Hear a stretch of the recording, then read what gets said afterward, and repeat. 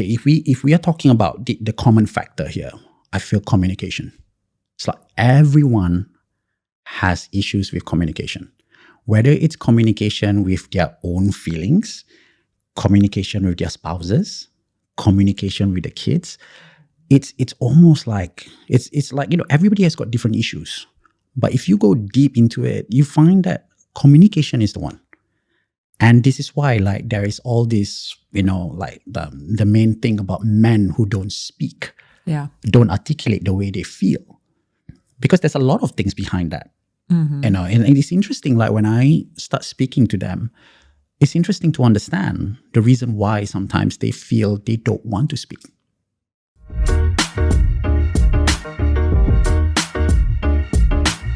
Everyone always talks about how to support women before, during, and after pregnancy, how to parent kids, and healthy parenting tips. But there's a crucial part of the family that I feel like has been left out: a support for dads.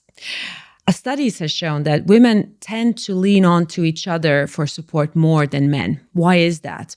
What are the struggles that men face when there's a transition in a family and the kids have arrived? We will talk about all of this and so much more, how to help dads, and what are the main struggles of the parenthood that's facing, with Happy Dads UAE founder, Zak Johari. Hi, Zak. Hi, thank you. I also wanted to mention that you are a personal trainer, you're a holistic wellness coach, you're a sound healer, so you have a very well-rounded tools to help other people. But specifically this time, we want to talk about dads. Sure. So before we talk about what you do now, I always like to hear a little bit of background, where you were raised. I know a little bit already, but I'd love for you to share, how was your childhood? Where were you born? How were you raised? And was there a lot of things that you had to unlearn from your childhood or had to take with you now in adulthood and parenthood? So yeah, the floor is yours. Can you tell me a little bit? Where do I begin? Great question. So I was born and raised in Singapore, basically. And, growing up with two other siblings, and it's pretty good. Like, we all grew up like, there's always going to be arguments and there's going to be fights. At the same time, I witnessed quite a number of things as well that was taking place between my parents. And all this was something that I, as a child, when we grew up, we look at it and it's almost like we absorb it. And then, of course, as you grow older, what happens that, because in Singapore, it's mandatory for the men to serve the nation. So it's like in the government service. Oh, so basically army? So I was in the police force, basically, yeah. So that's mandatory. So that's mandatory. Wow, I didn't in Singapore. know that. And, it's also like there's a lot of like, it shapes the way you grow up. When you serve. And then, when you serve the nation, it's like at the age of like 18, 19 after the studies, and then you serve for about over 2 years. And then somehow there's like this whole thing about just, like as I mentioned earlier, it's like shaping up how you think, how you make decisions. And this is all touching on like, eventually what you've said earlier. What do I have to unlearn? Yeah. It's because of all these things. And the thing is, what I found is like, one of the key things I remember, I grew up with the whole mindset of comply first, complain later. So it's almost like, do it, even better, don't speak about it. Wow. I was just thinking about what you were saying, serving the country first. That also shapes the identity of men there, right? So that they, there is already ingrained in them that they have to be strong, they have to protect, which are their great qualities, but oftentimes there needs to be the softness and the nurturing part of that. And a lot of times it feels like men are not connected with that part of themselves. Yes, that's right. Yeah. It's also like, on top of, like I'll add on to what you've just said as well. It's one of the things is also the side of discipline. And that's why sometimes like, probably men can be seen as like, more a little bit of like sergeant major or like that very tough love. Yeah. It's because for us, it's like, we were trained for it in that sense, to be disciplined. And it's almost like, I would say now when I look back, it's almost like being rigid, because you have to keep to a certain protocol. Yeah. And this is one of the things I've learned, like being a father. Yeah, it's almost like you have to take your own existence as a benefit to society. Yeah. But then where is the benefit for you? And the expectation is that you serving the society should be the main benefit in your life in that time, right?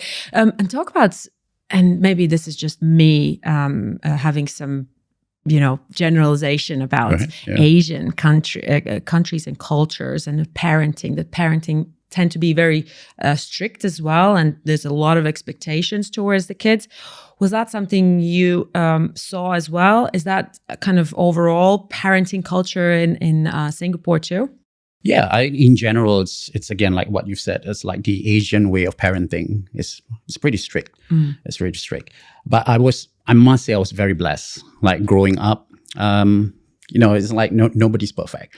So there is there's a good trait about my dad, but there is also the not so great trait about him. Same thing for my mom. It's the same. Like we all have, pros and cons. But overall, I just find that, what I'm so blessed with is I grew up in a very supportive, family where they do like, my one of my main interests is dancing.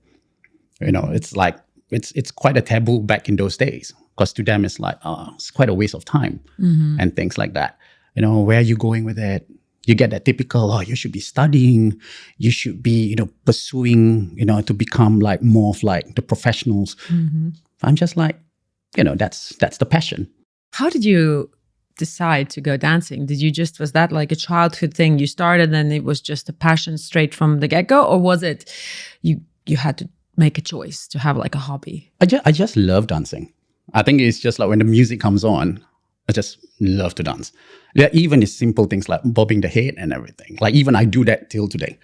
Even like in my sessions, if a music comes on, I'll be like just purely just bobbing my head. It's just that enjoyment.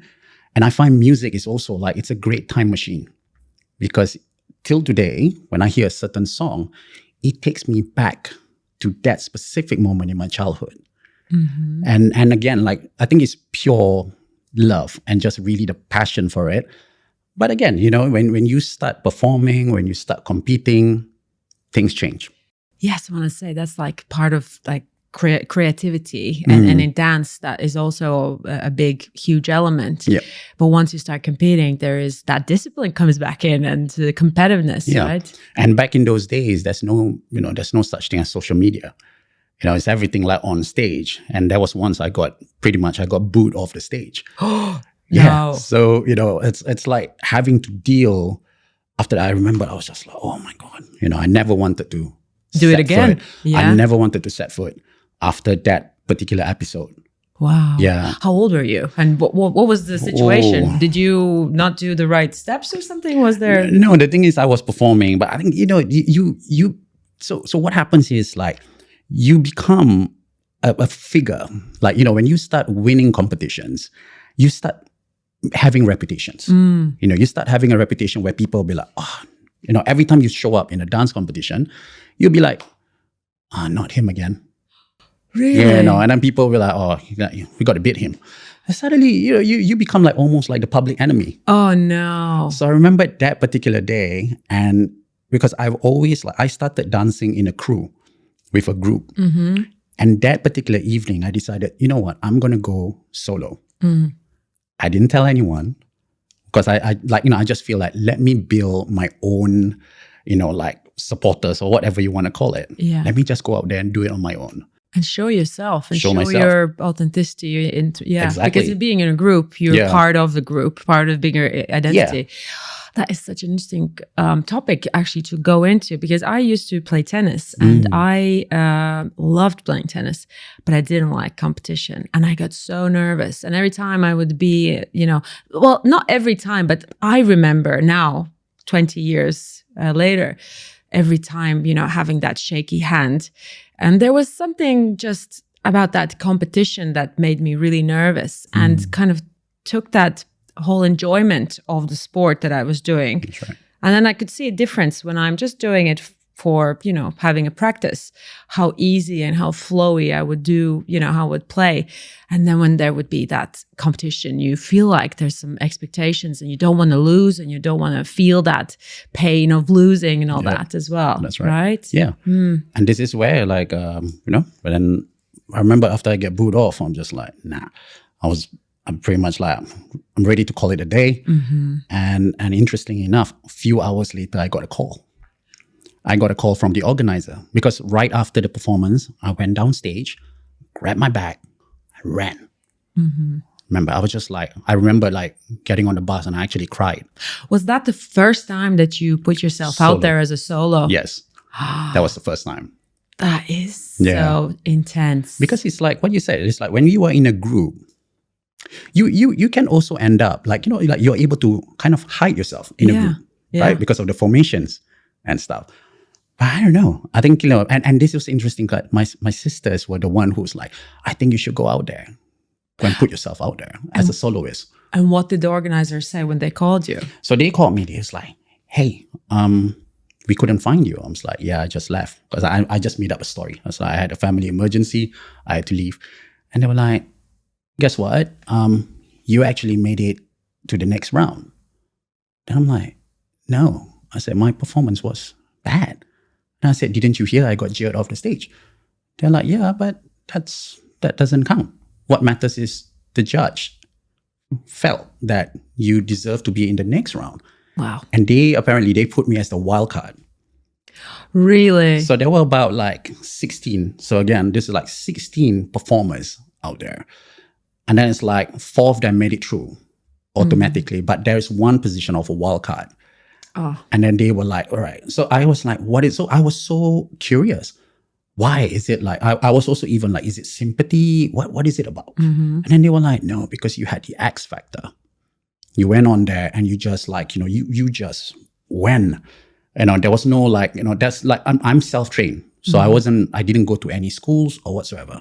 I just did everything on my own, self-taught. Super. Yeah. And then that's why the guy said okay, you're on to the next round. And then at first I was not sure if I can make it. Because I was, do it again. I was rattled by it, right? And I remember putting down the phone and just it didn't take me long, a couple of minutes, called him back. I was like, sir, I'll take up the offer. I said, I'll turn up. I love that. Yeah. And I went there and then, the rest was history. And then I went on. That is these beautiful rewards for courageousness and going through something. And sometimes, you get these big challenges before these big breakthroughs or before these good things that start to happen. 100%. Oftentimes, before they happen, there's something bad that happens, right? Yeah. And it's just how we go through that, yes. Right? I love that. And at what point did you move from dancing to being a personal trainer, being a holistic wellness coach? Great question. So the thing is, fitness, it started with the dance, right? And then after that, as I mentioned earlier, it's I had to serve the nation. So everything was on hold, basically. And then, after serving the nation, you kind of you're trying to figure things out. It's what's next? Yeah. I still picked up odd gigs, doing choreography jobs and teaching in dance studios. But it wasn't stable. So I needed to look for something stable. And then it was interesting, one day I had a call from a friend of mine who was in the same crew as me. He was like, hey, I sent your CV out and it got a response. So I'm just like, what is that? It's can you go down to this place, right? And this was back in Singapore, of course. It's go down to this building and go for the interview. And I still remember it. I was fresh after my dance class, all sweaty. And I was about to pop into the train, metro, they call it here. So I was into the train. And I was just one part of me goes I can't be bothered. So I'm all drenched up. But then something tells me, it's you better go. I literally went in the train and you could hear the sound. It was about to close. I dashed back out. I dashed back out and I was just like, okay, fine. So I went for the interview. At that time, I didn't know it was about fitness. I thought they were looking for dance instructors, but it's more of like a permanent role. Okay. So I thought that was the case. I remember going to the fitness studio and then got interviewed and I asked, so where am I going to teach the dance? And then the director started laughing. He was like, you're not here to teach dance. So what am I here for? It's like, you're here to train people to become fit and healthy. I was like, and it's interesting, back in those days, the first thing that comes to my mind is bodybuilding. Yeah. Lifting weights. Oh, yeah, lifting weights. I'm like, look at me. I'm not any of that. And then he was like, don't worry. It's not exactly what we're looking for. And then, he put me through the courses, get myself certified as a personal trainer. And I went for it and then aced the exams. And then eventually and then he coached me. Basically, he became a mentor on, really, because it's relatively still like new to me about exercising. I didn't realize like dancing was another form of exercise because I just love dancing and compete. And I didn't really go further into the science behind it or, the connection between dance equals to, get fit, sweat it out, happy hormones, everything. I didn't realize that until I got into the fitness journey. I always tell my husband that there's a difference. When you go to gym, you're very consciously working out. But when you do a sport, you get joy out of doing that sport or dancing. But you don't even notice that you're doing fitness for yourself, 100%. right? Yeah, exactly. And just a little note. What a good friend putting out CVs for you. Yeah, exactly. I'd love a friend like that as well. Yeah, exactly. I mean, I'm extremely grateful for that. And the thing is, I feel that in this life, I'm so blessed having like moments like that and having, I would call them key figures, whether it's that friend of mine, my mom, and even till today, like my wife has become like such a key figure on my journey, basically. Yeah. So I'm very blessed. Beautiful. Well, but let's talk about that. How did you meet your wife? Where was that big change from Singapore to Dubai? Was it straight away Singapore, Dubai? Was it some little detours around other countries? How did you end up here? And let's move on to kind of how your fatherhood has formed you and changed you and transformed you. So if you could talk about a little bit about that story. Definitely, yeah. So I met my wife in Singapore, basically, and she's from the UK. And interesting enough, when I met her, she was a single mom with 2 kids. And then at that time, basically the kids were 3 and 1. So that's when I first met her. Wow. And the thing is, because I was a coach at that time, and then the thing is, I was training her. Okay, so she was coming as your client. Yeah. Basically. So I was coaching her, and then eventually, when we were training, at that moment, like we didn't realize, like we were like having a lot of conversation, a lot of laughter, training, banters, everything. But beneath the surface, actually, what happens is that we both were going through grief. So at that time, I didn't know she was a single mom. And then at the same time, I also just lost my mom. Oh. Yeah. So it's like how I feel that how the universe works. It's like that period, I lost my mom.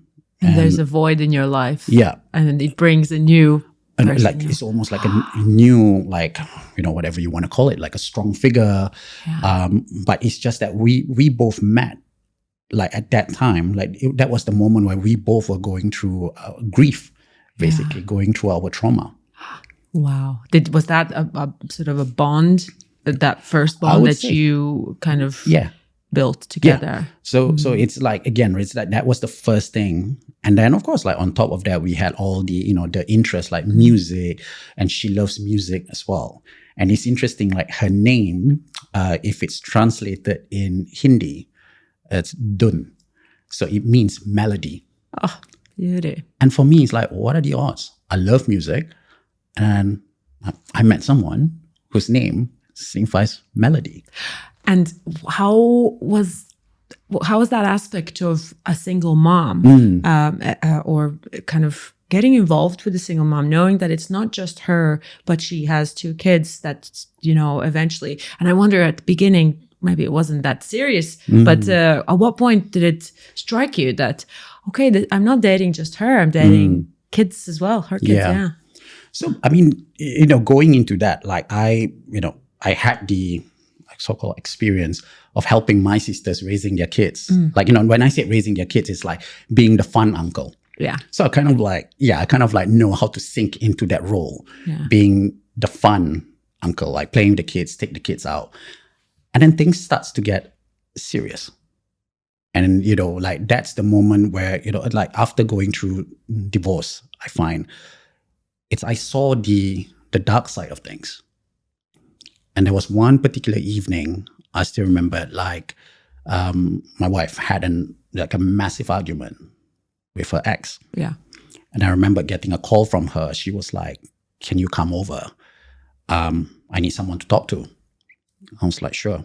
And then she was like, "And the kids wants to see you as well."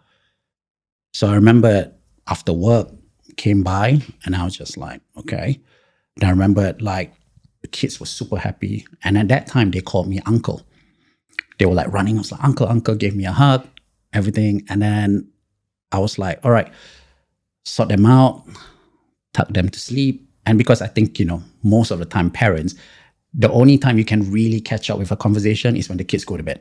Yeah. Right? For sure. No way that the kids, like when they are awake, sometimes it's even hard for you to complete a sentence. Exactly. Right? To finish a sentence. Yep. So when the kids go to bed, then, my wife and I were like, at that time, we were talking and I could see she was like really in a bad state. Then I remembered asking, do you like, and at that time I wasn't living with them. So I said, like, do you need me to stay? It's okay. I'll just stay in the lounge. I said. She was like, it's okay. Like, then I remembered, like, in a way, like because she was so distraught at that time. And I tucked her into bed, basically. And then I fell asleep. And that was somehow the period I feel that the kids, they felt very unsettled. Yeah. Right? And then I remember exactly 1:37 a.m. Like, I heard a sound. And then the next thing is like, okay, the door slammed open.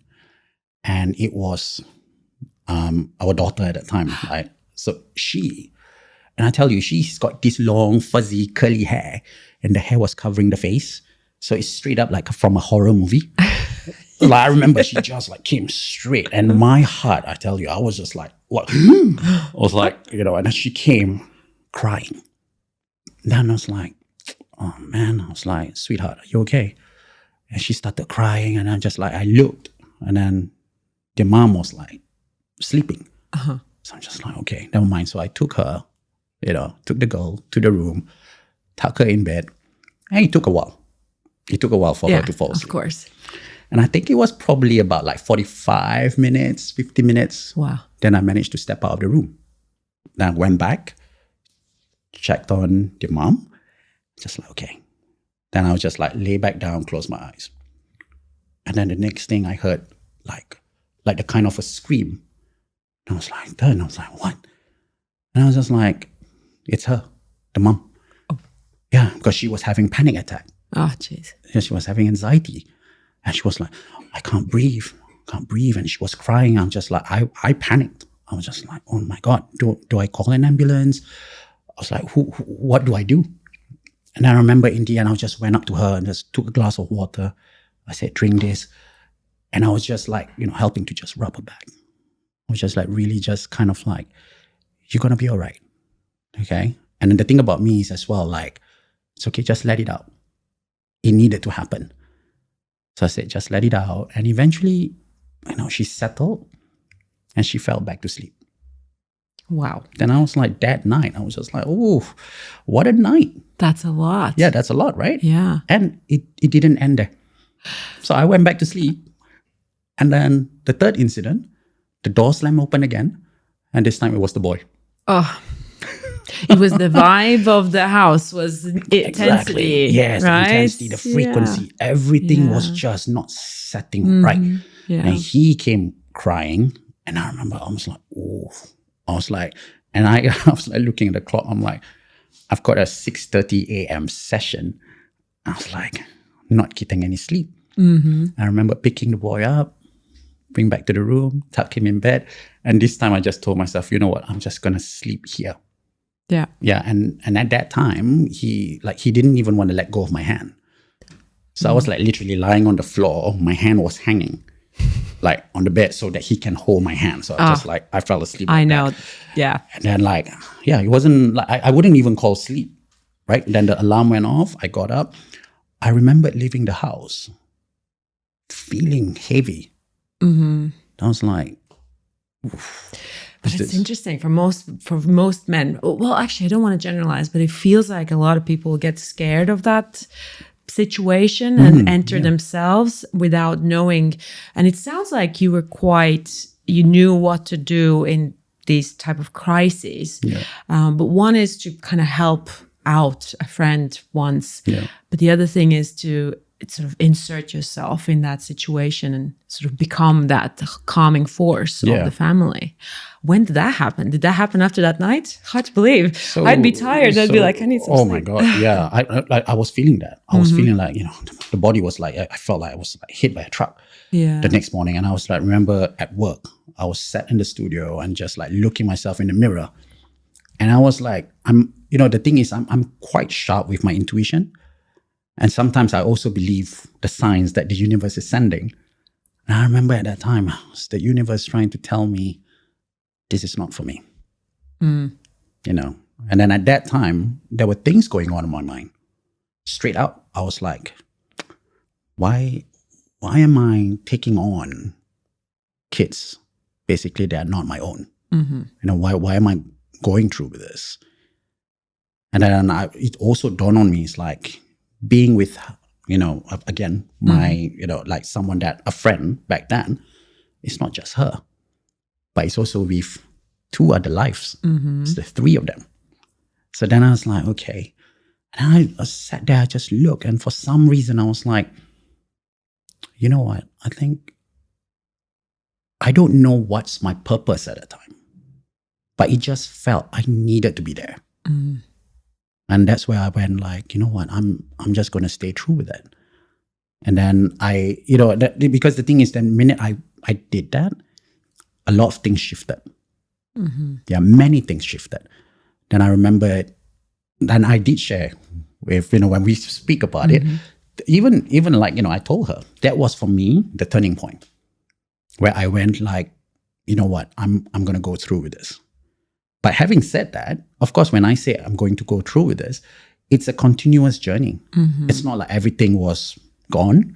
There is still a lot of feeling like, uncertainty, like, am I good enough to father these kids, basically?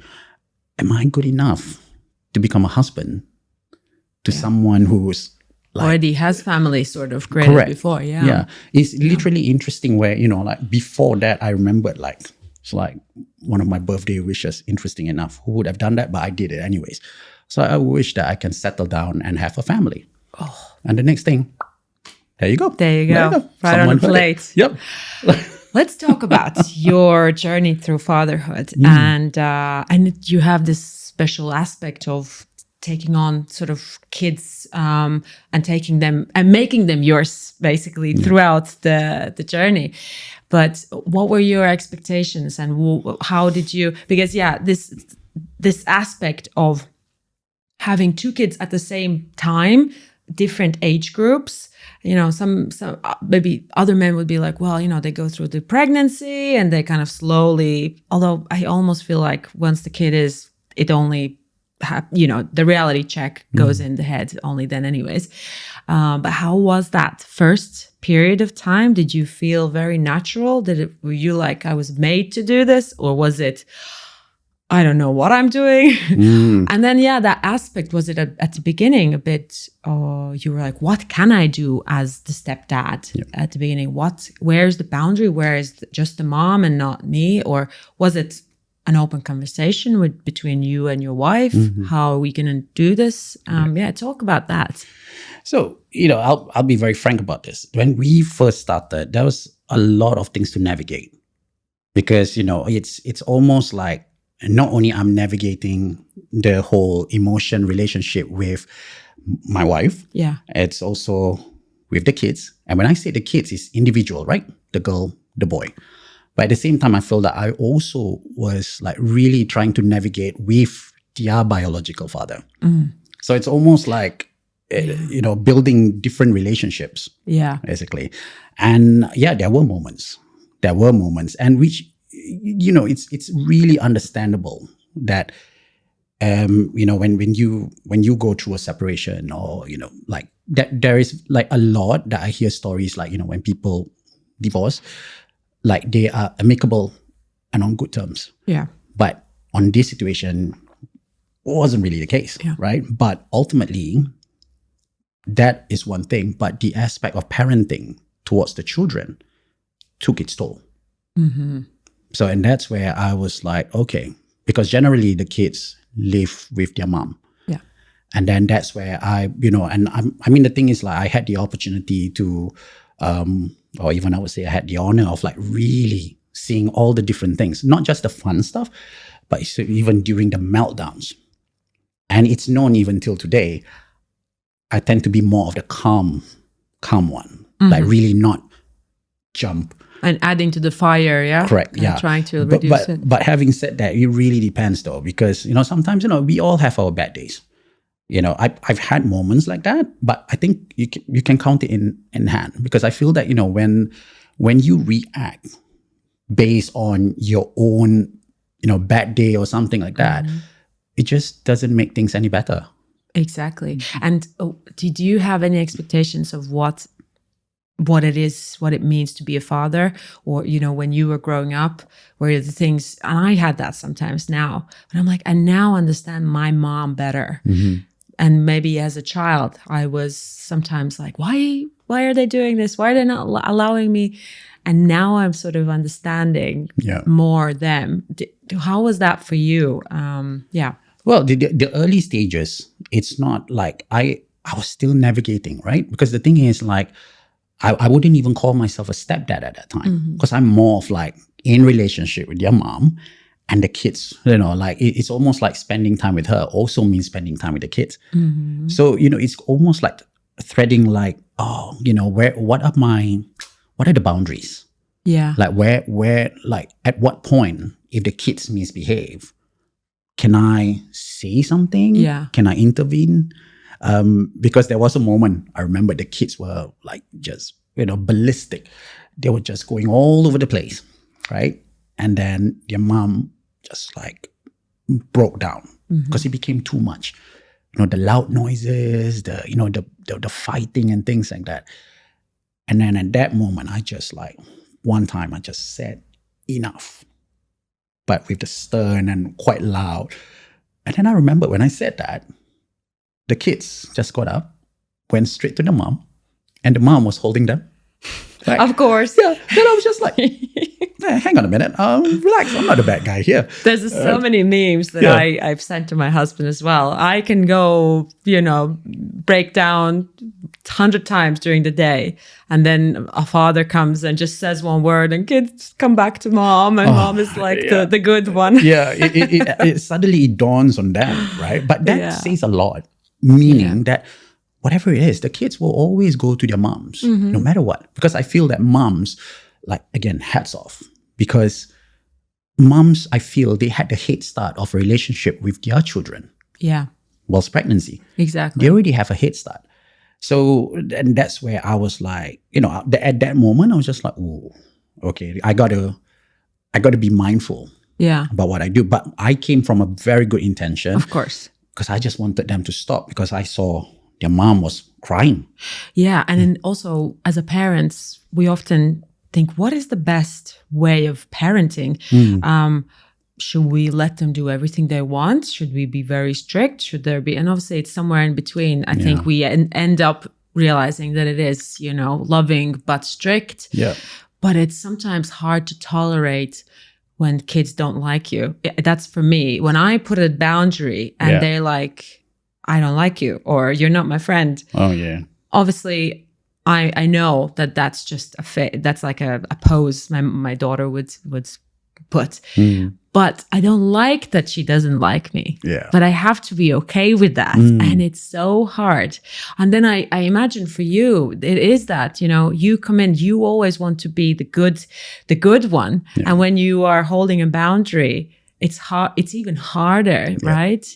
That's right. Yeah. And that's again, it's like if we see from that, that's like I've said this to my wife before. I feel really glad because, I grew up in basically like, in a family that my dad's pretty like, he hits. So it's pretty, like hits us. Like a physical disciplinary, physical discipline. Like for me, I'm so glad that I don't go into that category. Absolutely. Because everything so far has been just the tone of voice, and it's really just been really firm with my boundaries. And it's exactly coming back to your point about the whole like, and literally we just had this chat over the weekend with my wife. She said like, why is it that I find like I have to tell them repeat multiple times, but when you come in one time, that's it. It's like kids will do it straight away. I said, I don't know. I said, for me, I think I've established probably from the very beginning when I came into their lives. And the thing is also like, I think there is that level of trust. Yeah. It goes both ways, right? The kids, I feel that, they are very raw in terms of, their emotions, and they sometimes they say it as it is. For us adults, we may think it's a little bit out of line. Sometimes when kids express their frustration, but at times it's like, if you look deeper, like you actually can find like, because they, maybe they don't know how to articulate. Of course. And that's their way of communicating, right? And when all that happens, I feel that it's like kids could behave in a certain manner, but at the end of the day, I feel really blessed because we had our moments, we had our disagreements like any other families. Exactly. But we always come back together stronger than before. There's always conversations like, my daughter is 13 right now. Wow. We are really talking about like, like a lot of things, like, even boys. Like sometimes she's like, oh, Papa, what do you think? I'm like, what do you mean by what do I think? I was like, I think, teenagers. That's going to be another big chapter probably, right? After toddlers, that's the next. That's the next thing for sure. And, my son is 11 now. So we are like, and then he's a different character. He's a different character. He loves nature. So for me, and of course with my wife, we always discuss, we always communicate.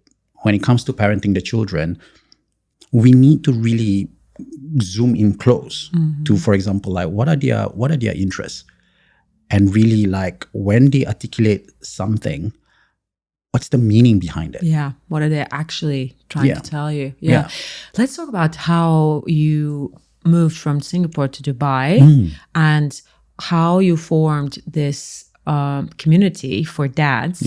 So maybe start by how you ended up here, and was that obviously it was a joint decision. It wasn't, you didn't drag anyone like let's go. How did that happen? What were the challenges moving countries and settling up with new children, young children, I assume, and talk about that. So we moved here to Dubai back in 2022. This was post-COVID. Oh, okay. Yeah, so this was post-COVID. And I remember like at that time, during COVID, there was a lot of things that happened, and certain things that I would say life-changing. And clearly there were some life-changing decisions that need to be made. So we, like my wife and I, we were discussing, do we stay put? Do we move back to UK? Because the thing about her is that she's used to moving. Like, she left UK and then, she lived in Hong Kong and then she moved to, so like the whole like moving around, it's quite a norm for her. Whereas for me, it's like, I've been like from young in Singapore. I mean, like for me, the first time when she said like, do we move out of Singapore? I was like, are you nuts? are you insane? Like, I've got everything in Singapore. Yeah. Because again, right, they look after the locals, right? The benefits and everything. I was like, why would I want to leave all this? But then, because by then we were already as a family. And then it's interesting, like, we got a call and she was looking for a job. Zach, what do you think of Dubai? I'm like, desert? So because Singapore is filled with greeneries, forests, desert. I'm like, I'm not sure about that. And then she was like, yeah, maybe, let's talk about this. And we did a chart. We were like comparing our notes, living in UK, Singapore, Dubai. We were comparing side by side. And then in the end, we just went like, you know what, this is going to be a new chapter, something exciting. And then we were like, all right. So we packed everything. So we moved here together with my little dog. So we all came here. And I must say, like, coming to Dubai, the first few months for me, we had to make certain decisions where, so my wife worked in corporate. So she went to work in corporate. I was basically the one trying to stabilize the home front, making sure that we are settling, navigating through, like the surroundings. And at the same time, when we all move, both my kids were homeschooled. Were they both homeschooled already in Singapore? No, they were not homeschooled in Singapore. Oh, okay. So when we first moved to Dubai, because, again, there was some protocol. I think there was some like steps for you to take before the kids could go into school. There was some like registration and everything. So we just got there. We're still relatively new. We didn't know a lot of information. But then we were like, okay, let's try homeschooling. Let's see how this goes. So you had to take that on you. You had to do this homeschooling. Yeah. That is so much effort and energy, and to become a teacher. That's you have to be, to a degree, talented in that. I feel like a lot of parents can't do that part of teaching. How was that for you? Did you feel it natural as well coming out of you? I must admit, I was worried, because the thing is, like, for me, it's like, I was like, when you say like teaching the kids, like maths and literature and everything, right? I was like, I'm not a teacher, but I'm a coach. By then, I'm already into fitness, into dance and everything. It's like, I'm a coach. I've worked with people, but working in terms of academics, science, English, I'm like, not too sure about that. But then, something like, we needed to action it anyways. So I remember, like, we spoke to the online school, and then they sent us some materials. And then I looked at it, and then there was one particular mathematical question. They showed a certain method, because the thing is, just to touch a little bit of context here, Singapore's education is technically known to be one of the top notch in the world. On that note, it's also like the way it's being taught is what we call rote learning. Basically, it's almost like a conveyor belt. It's like, it's teaching the system of like, this is the only way. So to solve this mathematical problem, you can only solve it this way. The minute you try to move, but it still comes back to the same answer, which is the right answer, you'll be deemed as wrong. Mistake. Yeah. So it's the programming. Yeah. And that was one of the reasons why as well, we feel that, because both my kids were in the Singapore system. Yeah. And then so you would homeschool both of them. So they are 2 years apart. 2 years apart. And yes. how does that look? Very quickly, because let's talk about the dads. Yeah. But, because like a few months, like I said, it's not about the curriculum. The first few months was never about the curriculum. Yeah. It was more about the behavior. Yeah. I just needed to understand their behavior and mine. And do they enjoy it? They did. I mean, the thing is, like, my daughter now is in school, which I'll touch quickly about that. My son is still homeschooled. Okay. Loving it. Okay. Loving it. Now, the thing about my daughter is we did 1 year of homeschooling, but then we check in with them. Yeah. How do you feel and everything? She feels great. And to her, it's like, she just wants that feeling of socializing. Other kids and all that. Mm-hmm. She's a social butterfly. So then we are like, okay. Yeah. All right. So hence that's the reason, like we put her in school as well. You know, it's beautiful. Also, very individualistic approach for both kids. You know, one wants this, the other feels and thrives better in a social environment. Great, that's a really good, and it's a lot of effort for the parents. But I think it's a big benefit for the future of the kids. Right. Okay, let's move to Happy Dads UAE. Sure. Yep. Because as a mother, wife, daughter, whenever I see men who are fathers sharing their experience, and talk about feelings sounds so feminine, but then let's say not a feeling, but just sharing the experience of that transformation, what it means when the kids come and how the wife changed into mother and how the romantic relationship change, all of that is so complex. And whenever and women talk about it a lot, but whenever I hear men talk about it, I love it. So that's why this episode as well, I was like, well, maybe it's only for men. And I was like, no, I'm pretty sure women, mothers will enjoy hearing it as well. So how that come about, and if you could talk about a little bit of that community and how you guys, dads, meet up, and how does that look like? So this is again based on like personal experience. Basically, when I first moved to Dubai, it's like the first few months was, I would say, like I struggled because I felt like I didn't have any friends. I didn't speak to anyone because it's literally I'm seeing my kids. Yeah. Right. Homeschool. So, and then eventually, because I took a break from coaching as well at that time, just to settle the home front. And then when I got back into coaching, I started talking to people. Yeah. All right. I started meeting people. And then, of course, there's like some parents that I train. And then we started having conversations. And then, like, it's interesting, like I train them in fitness, but our conversation takes to parenting. Then I was like, it's like I can resonate so many things. And the things when I share my stories with them, they're also like, oh, you know what? Actually, that's true. And then I think like I was just like going out there, and then I was kind of like, I saw a lot of women's group. I saw a lot of women's group, right? And then I was originally, like till today, I still am. I am part of an all men's group. Basically, it's called Brotherhood. Yeah. So when I was there, they do like a weekly circles for all men. Circles. So everyone's sitting around? Yeah. For all men to come together and really just be themselves. And just, that is a safe space for us men to share. And then, I picked up from that because I started looking around and I'm like going, it's interesting when single men, when they speak versus when fathers speak. It's like we have things in common, but there are also things that it's not able to meet in the middle because, it's like, again, right? Because it's fathers, it's different set of challenges, different sets of narrative. Absolutely. And then I just felt like, I even had dreams about it.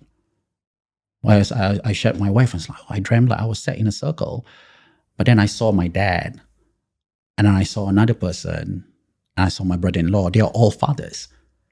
Then I was just like, what is that? And then in the end, I was like, I got it. I said, that's it. I think I need to do this. I need to do this to create that that space for fathers to be able to come together and really, just share, just vent, because like we have a set of things that we check, like, for example, like physical. How are you feeling physically this week? So we get them to share. So we all share. And what would you say are the main challenges men face when becoming fathers, or what are the main things that they carry on with them that they let out in when you speak to them? If we are talking about the common factor here, I feel communication. It's like everyone has issues with communication, whether it's communication with their own feelings, communication with their spouses, communication with the kids. It's almost like it's like everybody has got different issues, But if you go deep into it, you find that communication is the one. And this is why, like, there is all this, like the main thing about men who don't speak, don't articulate the way they feel, because there's a lot of things behind that. And it's interesting, like when I start speaking to them, it's interesting to understand the reason why sometimes they feel they don't want to speak. So there is also another deeper belief why they don't even say anything, right? Absolutely. Yeah, there's a lot of studies about, men and women, that women widowers actually tend to be happier than men widowers, because women have that circle of friends. And a lot of men are saying that the best friend they have is, their spouses. And so afterward, they actually struggle more if they don't have that support, outside the family. And also, it just seems like women naturally comes out of them to lean on others. But how does it feel with men? Are they happy to sit in a circle and speak up? Because there's another study that people say that women are okay speaking face to face with each other, and men are shoulder to shoulder, that usually they do some activity or something and then talk, not necessarily looking into each other. Have you noticed, is that something in practice that you've seen that's men also? 100%. Yeah. Yeah. It's more of like, because for me, starting this community is I had to fine tune a lot of stuff. And it's like what you said, like to get them in a circle. So they'll be like, of course, it's not just that, it's other factors like, timings, and, you can't have everybody coming together because our conflicting schedules. Exactly. Yeah. So, but if we talk about that, it's almost like it's so different. Like I've done the weekly circles, which is amazing because everybody goes out of there feeling like, oh, such a release, because they were able to articulate, they were able to speak without getting any kind of response back. Because that's one of my, like I would say to the rest of the fathers, I said, like, let's have a little bit of a house rule. When one dad is sharing, let's not interrupt them. Because sometimes we all have solutions. Yeah. Right? We all like, oh, I know what you should do. But sometimes I'm like, no, sometimes we don't need that. We just need to let the other person speak so that they feel safe to just say whatever they want. Just let them articulate. And that's one of our things. And then I tried. I've done that. And then, we've done a few barbecues in the desert. And then we get the dads to come and, like food, sit, chit chat, and great conversation. It's like nice bonding time as well, right? 100%, yeah. Together. And then we did like get together during Ramadan. So it's almost like, and this time we included all the families. So we came together, not just us dads. Yeah. Okay. So my kids, some of their kids, our spouse all came and meet. So it's like, it's just growing this community. But it all starts from, the dads. And do you find that sometimes, it's a foreign concept for them to share and talk about their feelings? Do you need to encourage them, and or is there like, they're closed off? Or I have this imagination, like in my head, I'm thinking, that men are a bit more like closed off. I don't want to generalize, but that's my idea of a lot of men. How does that work? Do you kind of start first? So I've had like a lot of mix, and then I've even like one of the circles. I remember one of the dads spoke to me over the phone. He was like, "Zach, I'm feeling a bit nervous." I was like, "Okay." I said, "What are you nervous about?"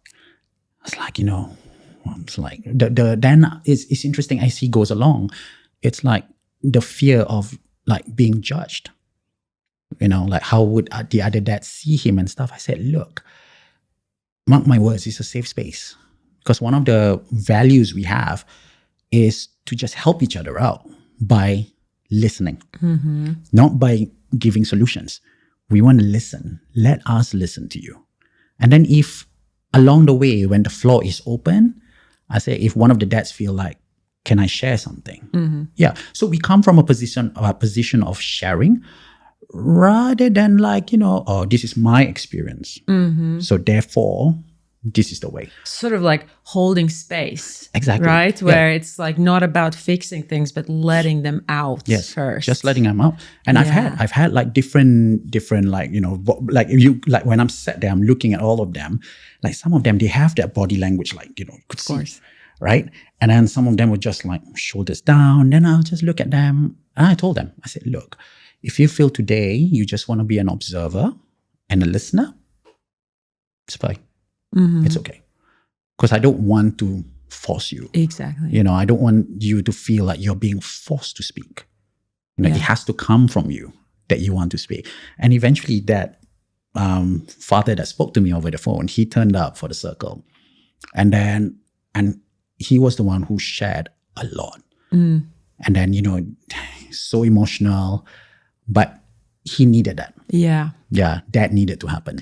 Oh, I think we all need a safe space, and it'd be great if it could be at home with your spouse.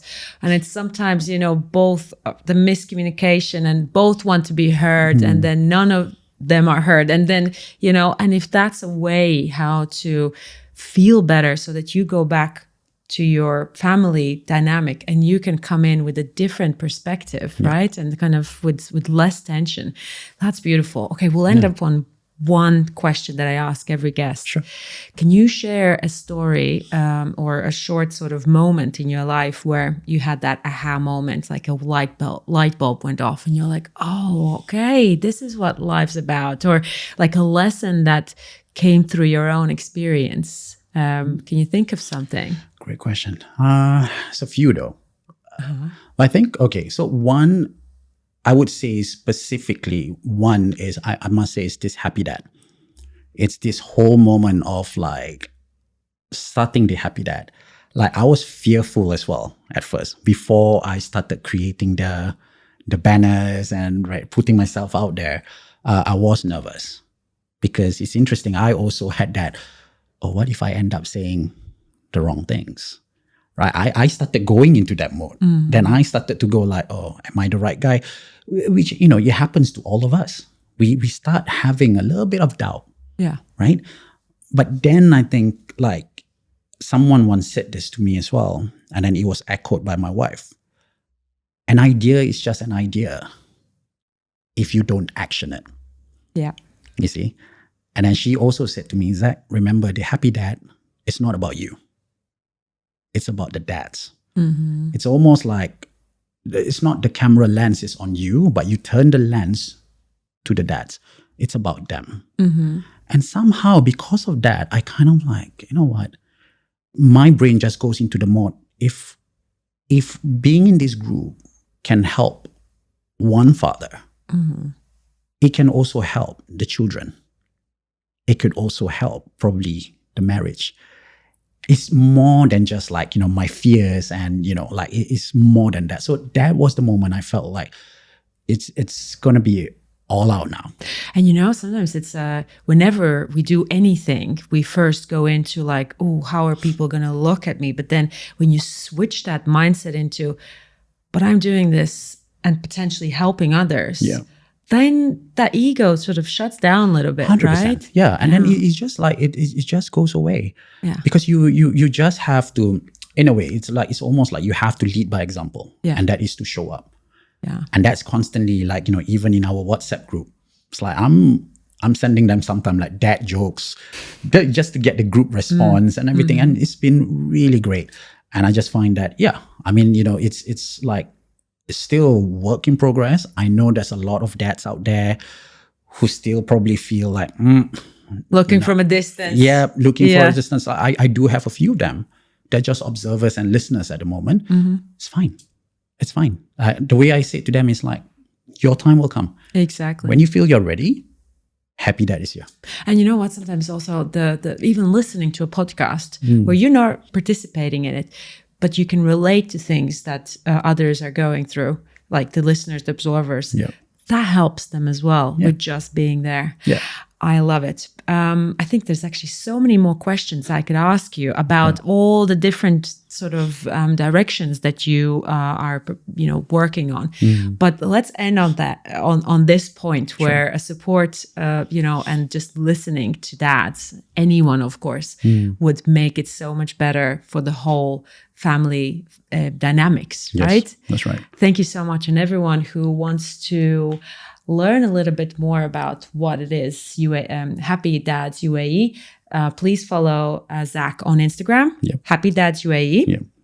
And I think for all the women listeners, for all the mom listeners, see if you can, have a nudge for your husband and maybe also find this great supportive group of men who can share. And we don't have to be involved in everything, because women sometimes want to be the best friend for the husband. And sometimes it's good for husband to have their own little time, 100%. right? Yes. Thank you so That's right. much. You're And welcome. thank you. See you next week. Bye.